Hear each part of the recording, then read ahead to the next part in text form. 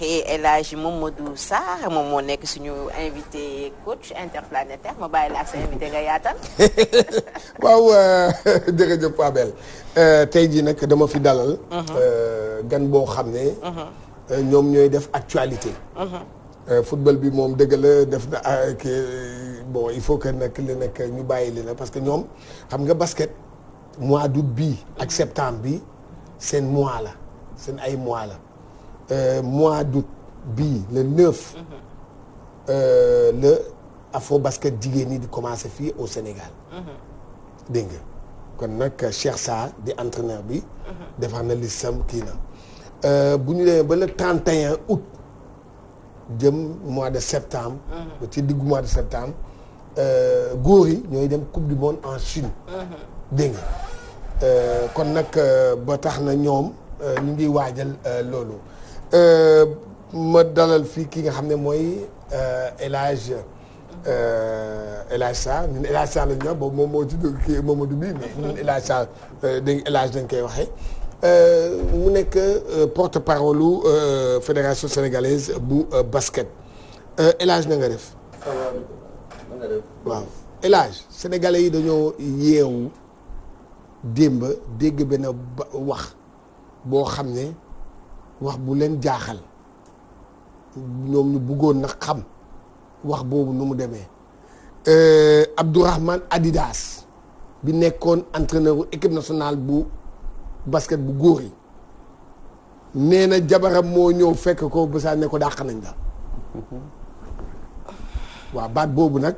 mu ñëpp bëgg a xam ndax yéen ndax da ngeen ko dàq lan moo tax ngeen dàq ka te tamit mbaa bi ngeen ko doon ne bàyyil équipe nationale bi ndax wax ngeen ko. d'accord Gomis dama lay remercier déjà et je pense que fi nga tàmbalee moo ëpp solo mooy les équipes nationales du Sénégal muy góor muy jigéen dañuy dugg ci ay compétition compétition bi ci njëkk mooy bii amee Sénégal du 9 au 18 ñu am yaakaar ni que ni Sénégalais yëpp dañu war a mobiliser autour de leur équipe pour xool nu ñuy def ba gaynde yu jigéen ñi mën a gagner Coupe d'Afrique bi di rappeler ni que nii biñ ci mujjee participer au Mali maliens yi dañuy ñëw ñoom ñëpp ñu def bloc autour de leur équipe nationale ñu organiser ko malheureusement Sénégal dem na ba final mais Nigéria moo ko gagné woon tey dëkk yooyu aussi ñu liggéey bu baax a baax te am nañu yaakaar ni que ni compétition bi donte Sénégal lay amee du doon lu yomb maintenant di ñaan peuple sénégalais bi taxaw ay gaynde ñu jigéen remercier aussi président ci nangu bi mu nangu ñu organiser fii mais aussi ci arena bi nga xamante ne tabaxal nañu ko sur un temps record moo ñu mën a permettre tey ñu mën a organiser Coupe d'Afrique fii ci biir Sénégal yooyu yëpp c'est des atouts majeurs yi nga xamante ne ni day jouer ci réew buy organiser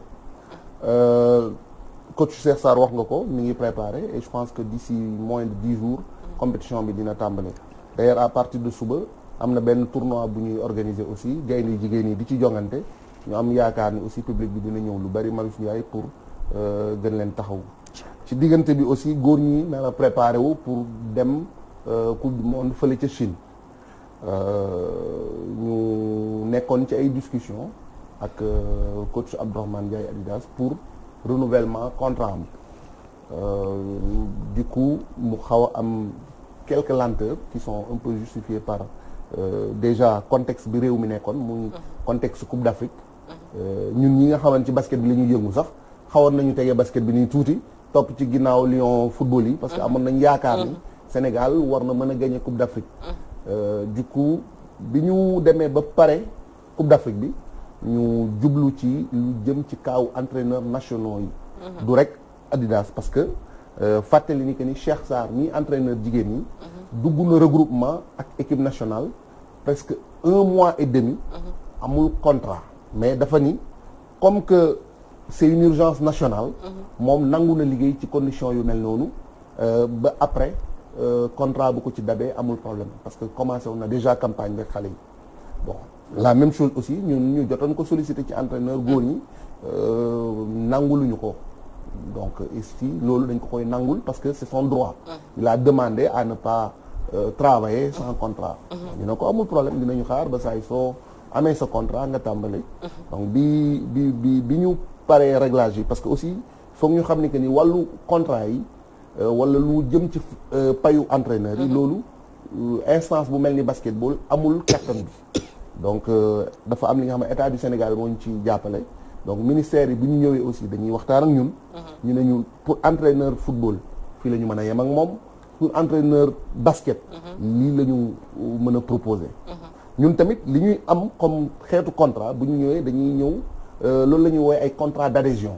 maanaam bu doon benn poste tey ci biir Walfadjri dañuy dem ne lii genre appel d'offre la. poste fi am na fii pour présenter petit déjeuner. waaye 500000 la ñu mën a fay mënuñu ko jéggi ñu xool profil yi nga xamante ne nangu nañ ko. ñu ñëw ñu concourir pour le poste ñu jox maintenant pour le basket il y avait déjà un entraîneur qui était en place naturellement moom la ñuy njëkk defal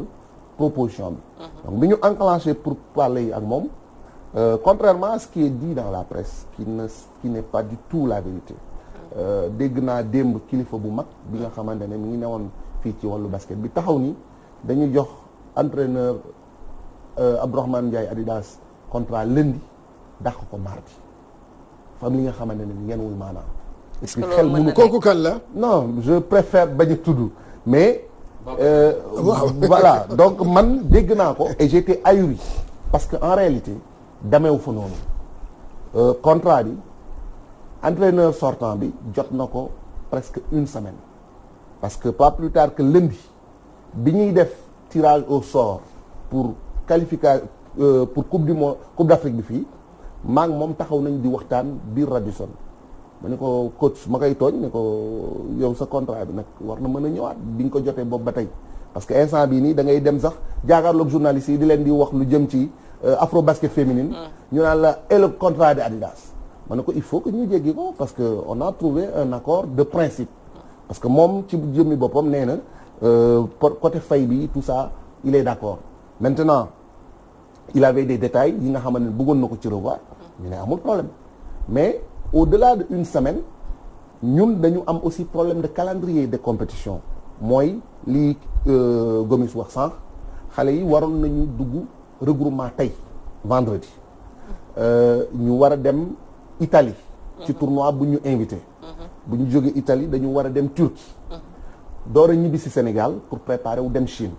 donc amoon na benn délai de préparation minimum de 25 jours bi nga xamante ne ni ñu ngi ko doon dàqante pour joueurs yi mën ko am bi ñu jógee ci loolu ñu commencé dégg sax yenn joueurs di naan ñoom ñu ngi fi boobu ba tey dugguñu regroupement donc face à tout ça ñu relancer ko pour am un retour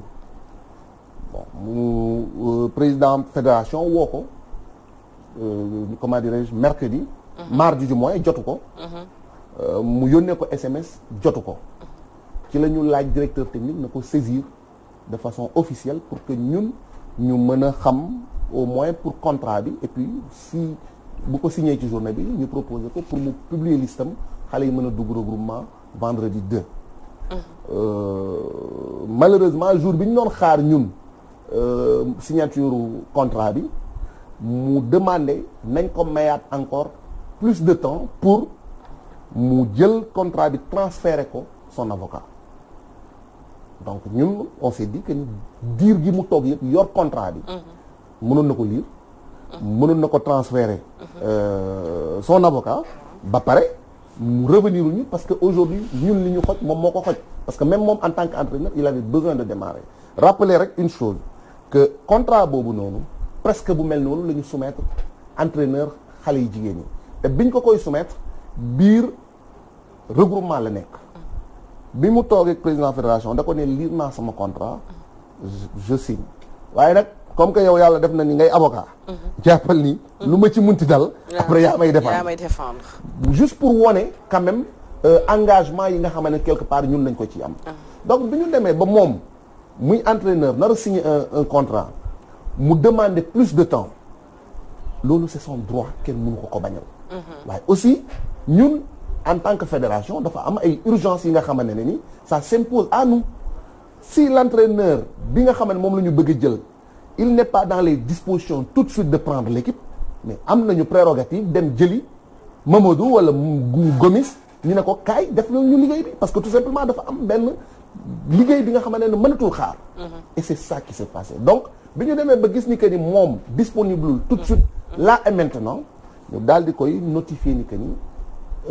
amul problème nous prenons acte maintenant ñun on reprend nos prérogatives pour nommer Moustapha Gueye comme entraîneur national en charge de l'équipe nationale masculine. voilà léegi El Hadj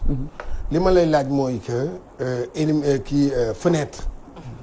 mooy éliminatoire pour qualifier coupe du monde. waaw mu ngi amee daaw. waaw wala déet. waaw au Nigéria Dakar bon yooyu yëpp quoi depuis booba moom 1 an lan moo tax ba ñu toog pendant 1 an contrat Adidas bi jàpp maanaam joxu leen ko contrat pour néew leen ko lii mooy contrat ngeen xaar ba une semaine. une semaine yi nga wax. mooy boo xoolee à 1 mois de la compétition ngeen andi ko lan moo waral loolu lenteur boobu. alors il faut déjà ñun ñu xam comment le contrat au basket des entraîneurs se passe. parce que ñun contrairement au football. nous n'avons pas des contrats annuels. nga xamante ne comme au football dañu lay fay chaque mois. moom entraîneur bi xëy na peut-être loolu la bëggoon am un contrat annuel moo tax bi mu paree compétition am rek il a demandé tout de suite un contrat je pense que dans la presse. du tey la ñu commencé dégg contrat Adidas. mais ñun personnellement boo gisee on n'y a pas répondu. nous savons que ni ba ci ñi nga xamante ne ñoo fi jaar ñoom Moustapha Gueye gagné dernier trophée yi ñu fi ami ñoom ñëpp ay contrat de pigiste la ñu am maanaam bu compétition jotee. ñun la ñuy soxla entraîneur. parce que buñ ko soxla woon de façon répétitive sax. ñu mën a ni ok dinañ jëm ci contrat mais pare nañu fenêtre boobu noonu bu ñu fi jëlee entraîneur duñ ko fay parce que amuñu luñ koy fayee. Porfirio mi nga xam ne moo yoroon góor ñi mooy l'entraîneur espagnol la moom compétition bu jotee lañ koy woo ñu ne ko ñu ngi jublu ci lii kaay ñu xool ci yan anam la ñuy liggéeyee parce que li ñu yor ay compétition la ñuy permettre ñu mën ko gérer loolu moo tax mu am une particularité dans le basket te amul dans le football mooy les entraîneurs nationaux am nañu possibilité dem am club di entraîner tey ay ñoom Moustapha Gueye mooy entraîneur ville de Dakar nekk premier championnat du Sénégal. Cheikh Sarr mii nii moom moo yoroon comment dirais-je Saint-Louis donc Adidas dans le même sillage aurait pu avoir un club mu fay liggéey club bi di ko fay donc beaucoup n'ont pas compris vide boobu noonu pourquoi amul contrat depuis Nigéria bi mu jeexee fay non ça ne se passe pas comme ça. Effectivement voilà Vincent Collet tous ces entraîneurs là dañuy bu ñu paree seen campagne bi ñu leen doyee dañuy dem liggéey léegi nag beaucoup nous reprochent le fait que toog nañu durant boobu noonu yëpp mais en réalité diir googu soxlawuñu ci woon entraîneur moom dañ ko jël pour benn campagne il l'a fait il l'a réussi fédération par le degré de loyauté bi mu soxlawaatee entraîneur mu dem ci ki nga xamante ne ni moom moo defoon liggéey bi ñu proposé waat ko. man loolu kii mais c'est que xam nga man lu ma jaaxal. dëgg la ñëpp xam nañu loolu ci basket. xam nañu état du Sénégal depuis depuis Macky Sall moom musul dégg nga jox contrat comme ni ñu joxee football Aliou Cissé dégg nga et d'ailleurs moom pour wax ñëpp loolu Sénégal football rek ko am. football rek moo am ci discipline football rek moo am entraîneur bi am salaire. waaw ñu koy fay amul beneen discipline ko loolu moom dëgg la. te damay rappeler foofu benn point bu am solo. avant ngay jàll. waaw sur la longueur du contrat. waaw Adidas mës na ko am. jamono yi ministre Faye Daouda Faye xaw ma. waaw avant Daouda Faye moom il avait négocié mu am un contrat bi nga xam ne état du Sénégal da ko doon fay 12 mois sur 12. en même temps mu am club en France mu fay entraîner club bi di ko fay. bi c'était en 2005-2006 bi ministre bi ñëwee mu gis loolu mu ne lii mënul nekk parce que même kii tey mënul am un contrat à Walfadjri ñu koy fay mu jóge fii am beneen contrat TFM ñu koy fay wala RTS bi mu ñëwee mu ni ko non tu choisis soit nga bàyyi France nga toog fi nekk totalement à la disposition du Sénégal wala nga des France Sénégal bu la soxlaa mu woo la fay la durant campagne bi mu la soxlaa loolu jamono jooju lii posé wu nii ren en 2019 moo posé woon parce que période bi ministre bi di poser le problème Adidas avait qualifié l'équipe nationale en coupe du monde bi conflit boobu amee mu ni ko du choisir ci la daal di démissionner équipe nationale dellu France Moustapha Gueye mii nga xamante ne tey mooy nu mu tëdd ironie du sort kii nar a yóbbuwaat xale yi à l'époque moom la ñu rappelé waat aussi mu ñëw yóbbu équipe bi coupe du monde te coupe du monde boobu tamit Chine la doon amee donc pour wax la ni rek ni que ni c'est pas un fait nouveau donc yu mel ni yàgg na fi donc ñun aussi comme ni ko kii waxee en fonction de li ñu am rek la ñu mën a d'accord waaw c'est que man fi may ñëwee mooy dégg nga ñëpp xamoon nañ loolu waaw lan moo taxoon contrat bii ngeen jox ko lé ci semaine bii ndax loolu lu tax teelu leen ko jox comme ça problème yi du am dama koy jox sama conseiller juridique lu tax teelu leen ko jox parce que man de attends toog nañu fii dégg nga ngeen di tâtonner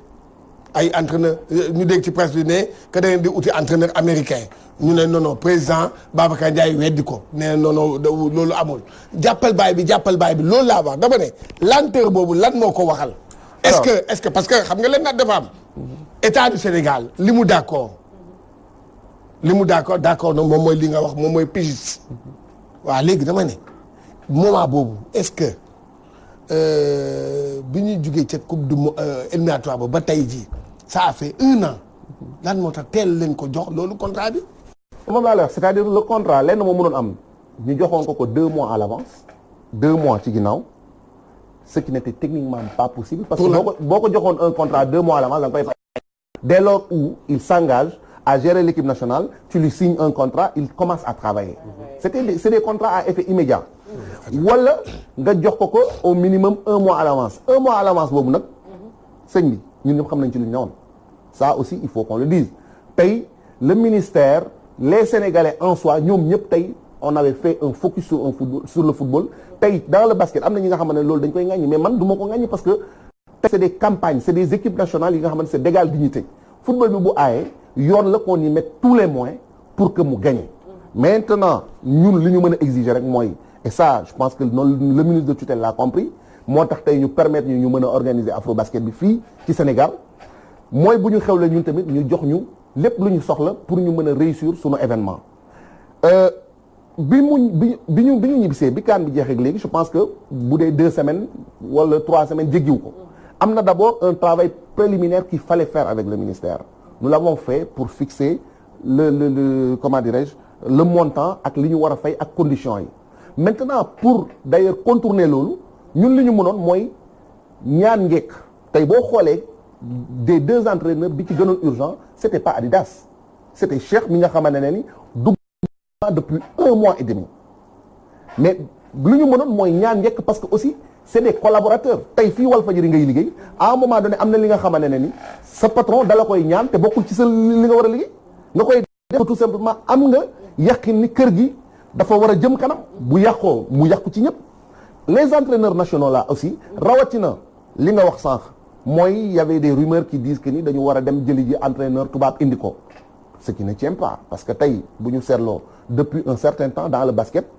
mën naa ne li fi entraîneur étranger ñëw dañ koy compter du bout des doigts contrairement aux autres disciplines telles que le football dañu dàq tubaab indi Adidas te Adidas bi ñu koy indi tey mën naa wax ni que ni période boobu noonu sénégalais ñu ci bëri fàtte woon nañ ko parce que Adidas tey du xale jéggi na 70 ans di dem donc boo gisee ñu dem jëli ko indiwaat ko dénk ko li c'est parce que am na une préférence nationale bi nga xamante ni séntu nañ ko ci préférence nationale boobu li koy justifier mooy on se dit que ni tey un sénégalais li mu mën a comprendre mën ci flexible tubaab bi nga xamante ne dafa nekk bitim réew mën na ko comprendre et ça quelqu'un comme Cheikh Sarr man je ne cesse de le dire dama koy saluer ci loolu il l'a intégré keroog bi muy signé contrat am dafa lire mu ne bon am na ci lu bari li nga xamante ne wax dëgg yàlla mënoon naa ko discuter bu ma dugguloon regroupement mais comme que dugg naa je pars avec ce qui est là mu remercier fédération aussi ci effort yi ñu def parce que salaire am na point bu mu nekkoon ñu jëlee ko fa yóbbu ko feneen donc mu xool ci loolu ñu dem tey am na li nga xamante ne lii mooy li nga wax entraîneur bi ñu demee ba ñu gis ni que ni affaire yi mën na am lenteur on lui a demandé de proposer déjà une liste mu commencé di liggéey ak ñi nga xamante ne ni seen championnat tëj na depuis il l'a refusé catégoriquement mais loolu merewuñu ko ci la preuve bi ñu demee ba nekk dans les dispositions de lui soumettre un contrat on le lui a remis ah du que non xam nga lu tax El Hadj man damay jàpp ne dossier boobu Adidas da ngeen ko dowloo Adidas toog na fi même sax ci biir non attends depuis ñu jógee coupe du monde bi contrat ñëpp a nga journaliste yi auto ñëpp a ngi wax contrat bi Adidas di daw rek pour ñu signer pour ñu wax ci contrat bi xam nga tamit yow sànq da nga ne amu leen boo ko fayal il y a cela 2 mois dañ ko wax pour mu dugg ci liggéey bi mais loolu dafa bokk ci performance. d'accord non. loolu dafa lu kii. na fekk nga am ko. waaw ma ne waaw dama ne. pigiste ngeen wax. waaw da ngeen d'accord pigiste kon nag yow li nga ma bëgg a wax mooy que du yéenay fay état mooy fay kon état mënuloon loolu nga ma bëgg a wax. mais moom laa lay wax c'est-à-dire gis nga tey état li mu mënul pour le basket. mën ko pour le basket ci beneen fànn bari na dans la vie mënoo amandoo lépp. wax naa ko fi sànq bi may tàmbalee mon propos je pense que tey je préfère. priorité am na aussi. non mais moom laa lay wax c'est-à-dire dans cette priorité dafa am arbitrage bu ciy am tey pour man 1 mois bi ñu état bi di bañ a fayal mu nangul ñu fayal quelque chose comme 300-400 millions pour que ñu mën a organiser fii ci sunu biir dëkk Afrobasket. mu mun ñu permettre suñuy U19 dem coupe du monde. man tey su ma doon wax priorité damay wax du côté entraîneur. non mais maa ngi ñëw xam nga tey. entraîneur ñu bañ ko fay 1 mois de salaire. ak ñu jaar foofu doubler salaire am ban moo ëpp avantage. tey tu payes un entraîneur 1 mois de salaire. ba pare tu le maintiens par exemple à 5 millions. et tu le defal que benn mois. nga jaar fa fay ko 15 millions je pense que pour l'entraîneur c'est plus utile donc nous quand on négocie comme ça en prenant aussi les intérêts des entraîneurs yi am na fu ñu leen jëlee ñu yóbbu leen feneen donc tey loolu aussi c'est un ajustement et comprendre que ni dans le sport c'est un tout keroog toog naa fi ak yow ngay ŋaññi le fait que mu am ay disciplines yi nga xamante ne dañu gagné ay médailles d'or Afrique ñu ñëw fi mais ñooñu dañu mériter aussi ñu jël leen honorer leen avec tout ce qui va avec donc au niveau du ministère ñun bu ñu demee di négocier mais on nous fait comprendre que ni y a beaucoup qui est là en fonction de li nga. kon wax bi daal xoolal gis nga xam nga nga yor ngay jéem a raay wax bi lenn la. mooy que état du Sénégal xam nga kaay dañuy waxante dëgg déjà mooy li ma yàgg di wax discipline yi bari nañu du ma ko lim ñu jël benn discipline rek di koy fay entraîneur bi am salaire beneen bi ñu leen di fay pige. déjà boobu avec le basket titre yi mu fi dugal ak dëgg la mun nañ ne football dégg nga moo ëpp popularité dëgg la. non li muy générer en revenu sax amul benn sport. waaw d'accord loolu sax man d'accord naa yooyu waaye dama ne mais ne serait-ce au moins waxuñu ñu tolloolee mais au moins ne serait-ce sax nit ki dégg nga nañ ko jox même bu dee sax benn salaire boo xam ne 5 millions la par mois moo gën nga naan ko yow campagne rek boo ñëwee ma jox la 5 millions campagne. xam nga loolu man defe naa ne loolu moo gënal mais le problème moom mooy que tey jii problème mu basket nañ ko waxante te dëgg problème yeneen discipline yi du yéen rek mooy c'est l'état du Sénégal moo deful ay moyens pour à ce que li nga xam ne mooy discipline yooyu mën a def parce que nañu waxante dëgg Adidas bi mu paree man j'ai parlé à Adidas xam naa mu may dégg mais muy entraîneur yëpp du moom rek entraîneur boo ci gis entraîneur bu volley Amadou Sène ñoom bu ñuy waxee yow xam lu neex dañ lay naan mais ñun pour jot performance bi dafa am liggéey bu ñu war a def waaye liggéey boobu du ñu permettre ñu commencer liggéey boobu est-ce que yaa ngi dégg lu ne mooy maanaam yow mii da nga ne bon man damay dem ma jox la benn exemple boo xam ne bu kii avec l'équipe nationale de volleyball bi dem fa lay jël 3e en Égypte mooy moment yi gars yi di jouer Coupe d'Afrique ñoom ñu ngi foon l'équipe nationale boobu l'entraîneur Amadou Sène avait besoin de quoi avait besoin tout simplement dégg nga avait besoin au moins de 3 mois de préparation pour mu ne objectif parce que comme que Sénégal 3 Coupe d'Afrique gaa ngi nii 4e rek lay yem dafa jot pour mu dépasser yéeg ci podium bi. mu ne nag liggéey boobu pour mu mën a àgg foofu. il lui faut préparation boo xam ne 3 mois de la à l'avance mais xam lan lañ ko jox 15 jours de préparation. ah oui billaahi acca nañ ko weddi 15 jours de préparation malgré tout mu atteindre objectif boobu et quand tu vas ci championnat de volleyball boobu da ngay xool ne que ñi nekk ci top yi Cameroun la Kenya Sénégal ñoo 3e parce que Égypte la Sénégal doo noonu ñooñu li ñu ëppalee Sénégal xam nga lan la préparation et pour revenir ci kaw Adidas voulait tout simplement am le temps pour préparer son équipe le temps boobu kan moo ko mënoon may mooy ki koy fay du fédération mooy état du Sénégal parce que man lu ma leer mooy que waa fédération basket teel nañu yóbbu seen dossier au ministère teel nañ ko yóbbu foofu ne leen lii la ñu bëgg. léegi comment dire léegi man coach je suis parfaitement d'accord ak li nga wax nii. mais est-ce que entraîneur bi aussi warul woon volontaire rek jël engagement moom peut-être bu dee 3 mois la soxla. mënuñu ko fay 3 mois et peut-être 1 mois yi lañ ko mais moom mu jël engagement. waaw def te yàlla tax. nii rek defal yàlla rek Sénégal daal yéen defal yàlla rek. dafay toll foo xam ne réew da ngay nekk patriote coach. loolu la ñuy soxla kaay ma wax la kenn exemple voilà wax nga ma kenn kaay ma jox la benn exemple. am na koo xam ne gi nga li nga def nii. loolu la def waaye mu ngay bëgg a dee. Joseph Koto. Atekaay. non maa ngi xam Joseph Koto nekk na entraîneur yow li nga wax moom la def ndeysaan buñ ko nee Joseph Koto rek mu ñëw jël équipe nationale moom du wax rek commencé liggéey bi ne non Sénégal la Joseph Koto di dem liggéey la xoolal ñu dem ba fin ba duñ ko fay ñu ko dara ba léegi fay ñu ko. kooku c'est un cas parmi tant d'autres. Mais man ce que j'ai juste envie de souligner ici. xam nga il faut aussi que ñu waxante dëgg fii ay entraîneurs nationaux yu bari jaar nañ fi. mais aujourd'hui au Sénégal il se pose un cas Adidas. il faut aussi que les gens se posent la bonne question. man c'est quelqu'un pour qui j'ai beaucoup de respect sama xarit la ma ne la dama koy jege souvent même ma ne la ba ci lundi bi rek maa ngi ko lëng naan ko mais coach signal sa contrat ñu tàmbale liggéey bi. mais il faut aussi ñu xam benn affaire gis nga réew mi dafa bëri ay jàmbaar yi nga xam ne ñu ngi fi di engagé wu pour leur pays te fayuñu leen le millième de ce qu'un entraîneur peut-être peut gagner dama koy joxe toujours en exemple bi ma demee ak les jeunes en Grèce il y a 1 mois may waxtaan ak ñoom ma ni leen mooy U19 yi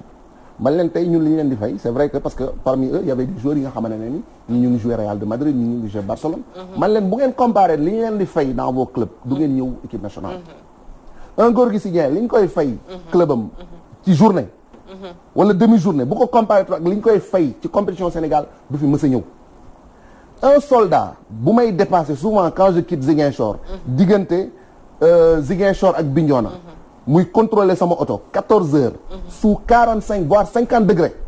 bi nga xam ne du am sax 100 000 francs le mois. yooyu yëpp c'est des images qui me reviennent. yow sa carrière mën nañ ne li ci ëpp bitim réew nga ko passé. tey xale yi nekk fii. di jouer sunu équipe nationale. ci góor ñi comme ci jigéen ñi. du ci kenn ku ci taxaw mu ne la Adidas moo ma jàngal basket. c'est un Moustapha Gueye moo la formé. c'est un Cheikh Sarr moo la formé. c'est ay ñoom Idrissa ñi nekk site ñoom ñoo leen formé. mais il y a des entraîneurs qui sont là. qui méritent au même titre. que Adidas ñu def leen entraîneur national. musuñu génn Sénégal Mauritanie gii musuñu ko romb ñooñu ngay fekk 14 heures ci naaj bu tàng bi ñuy jàngal xale yi bonde. ñooñu ngay fekk ñuy dem école di surveiller xale yi ndax ñu ngi jàngi ou pas. wala des fois on leur prive de jouer au basket. parce que ils font pas de bonnes notes. on ne les a jamais nommés entraîneur national. yow da nga dem ba retraité nga ñëw Sénégal. bi nga ñëwee ñu xool sa expertise. ñu ni aussi ci réew mi nga bokk même bu dee bitim réew nga ne woon. ñu jox la chance nga nekk entraîneur national. mais aussi am na un minimum de patriotisme à avoir. loolu nag bu ko amul kenn du ko ci porter plainte. waaye nag ñun aussi parce que Gomis à un moment donné aussi il était question de restaurer l'autorité fédérale. gis nga on ne peut pas traiter les entraîneurs de façon différente parce que quelque part injustice lay indi. Cheikh bu ñu ko traité d'une certaine manière mu nekk ci liggéey bi de façon mën naa sax d'accord nga ni ñu ko traité peut-être waruñu ko woon def mais condition yi ñi nga xamante ne ni moom la ñu amoon moom lañ ko traité mu nangu ko kii ñëw mu bañal ñu ko ñu ne ko amul problème waaye nag on s'est débrouillé pour lui remettre un contrat et un contrat rehaussé et réévalué doublé non mais rek ma daanal biñ ko joxee mu am benn diir bi nga xam ne yor na ko ku fi wax c'est 2 jours c'est 3 jours c'est 4 jours c'est pas vrai en une semaine tu peux lire un contrat et le transmettre à ton avocat mu jox la ci ay observations ñu jàll ci leneen bu ñu demee aussi ba le président de la fédération mu soxla la mënu laa jot on est obligé de passer par des personnes pour ñu xam lan mooy sa position c'est problématique c'est problématique c'est comme tey un joueur qui est convoqué pour nga ñëw équipe nationale nga toog doo jël sa téléphone ba heure bu la neex nga bëgg a débat El Hadj loolu dëgg la président de fédération da ngay am autorité loolu moom dëgg la ma jox la rek benn complément d'information Moustapha Gueye biñ ko saisiré non xaaral parce que y a des rumeurs qui sont là aujourd'hui yi nga xamante ne il faut aussi que ñu bàyyi d'un revers de main il n'a jamais été question de discuter parallèlement avec Adidas et avec Moustapha Gueye fële c'est faux ba ñu waxtaanee ak Moustapha Gueye dañ ko xamal ni que ni nous sommes dans un impasse lan nga ci mën mu ne ñu donnez-moi l'équipe ma jël ko les yeux fermés mu ñëw jël équipe bi di def liggéey bi